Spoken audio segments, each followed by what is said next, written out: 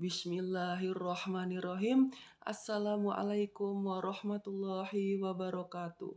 Salam sejahtera untuk kita semua.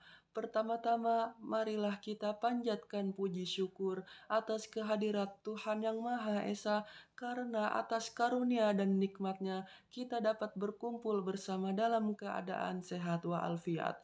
Semoga kita semua selalu dalam lindungan Allah Subhanahu wa Ta'ala, dan semoga kita semua selalu bahagia dalam dunia dan akhirat.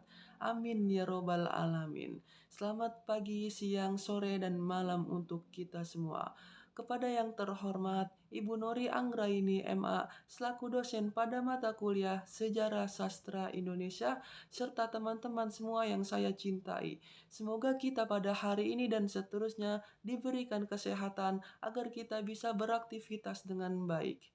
Topik yang akan kita bahas pada hari ini sesuai dengan tugas yang diberikan oleh dosen kita, yaitu tentang pengaruh Hindu-Buddha terhadap kebudayaan Indonesia. Perkenalkan, nama saya Sugeng Riyadi, saya dari Prodi Bahasa Indonesia kelas reguler A1. Baiklah, untuk mempersingkat waktu, langsung saja kita ke materi.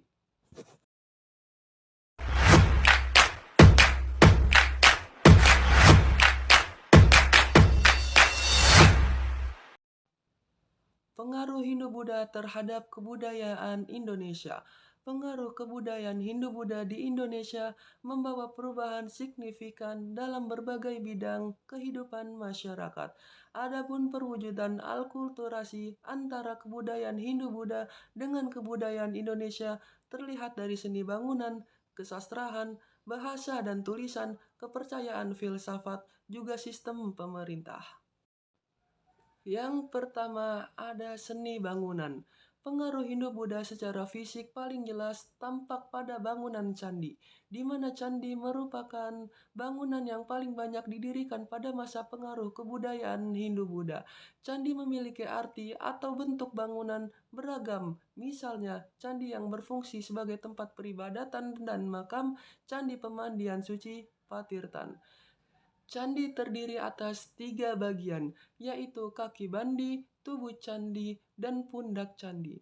Namun karena ciri alkulturasi adalah dengan mempertahankan kekasan budaya asalnya, maka terdapat perbedaan arsitektur yang cukup mencolok. Salah satunya candi yang berada di kawasan Jawa Tengah dengan yang ada di Jawa Timur. Adapun perbedaan dari candi-candi tersebut antara lain.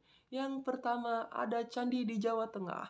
Candi di Jawa Tengah berbentuk tambun dengan hiasan kalamakara, wajah raksasa di atas gerbang pintu masuk. Puncak candi berbentuk stupa. Yang kedua, ada candi di Jawa Timur. Candi di Jawa Timur berbentuk lebih ramping, dengan hiasan kala di atas gerbang lebih sederhana daripada kalamakara. Puncak candi berbentuk kubus, dengan bahan utama batu bata. Umumnya candi yang berada di Jawa Timur ini menghadap ke arah barat. Yang kedua, ada kesastraan. Dalam perkembangannya, budaya tulisan melahirkan karya-karya sastra berupa kitab buah karya pada pujangga Nusantara. Kitab ini berupa kumpulan kisah, catatan, atau laporan tentang suatu peristiwa. Kadang di dalamnya juga terdapat mitos. Pengaruh akulturasi budaya ini paling jelas tampak pada upaya adaptasi yang dilakukan oleh sejumlah pujangga seperti Pukanwa, Pusedan, Pudarmaja, dan Pupanuluh. Mereka melakukan adaptasi terhadap epik Mahabharata dan Ramayana disesuaikan dengan kondisi pada masa itu. Yang ketiga, ada bahasa dan tulisan. Pengaruh Hindu-Buddha mengantarkan masyarakat Indonesia kepada budaya tulis atau zaman sejarah. Budaya tulis itu menggunakan bahasa Sanskerta dengan huruf Pallawa atau jenis tulisan yang digunakan di bagian selatan India. Dalam perkembangannya, huruf Pallawa menjadi dasar dari huruf-huruf lain di Indonesia seperti huruf Kawi, Jawa kuno, Bali kuno, Lampung, Batak, dan Bugis Makassar. Sementara bahasa Sanskerta mengalami stagnasi karena digunakan hanya di lingkungan terbatas, yaitu di istana dan khusus digunakan oleh kalangan Brahmana. budaya tulisan atau askara dari masa Hindu-Buddha di Nusantara dikuatkan oleh bukti-bukti berupa prasasta dan kitab. Yang keempat, ada kepercayaan dan filsafat. Kepercayaan yang berkembang di Indonesia sebelum dikenalnya agama Hindu-Buddha adalah kepercayaan yang bercorak animisme dan dinamisme. Seiring masuknya pengaruh Hindu-Buddha, maka masyarakat Indonesia pun mulai menganut kedua agama tersebut.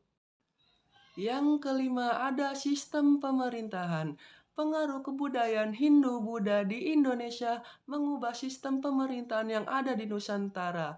Awalnya, sistem pemerintahan bercorak kesukuan dan kerakyatan menjadi monarki dan hierarki, tingkatan yang jelas.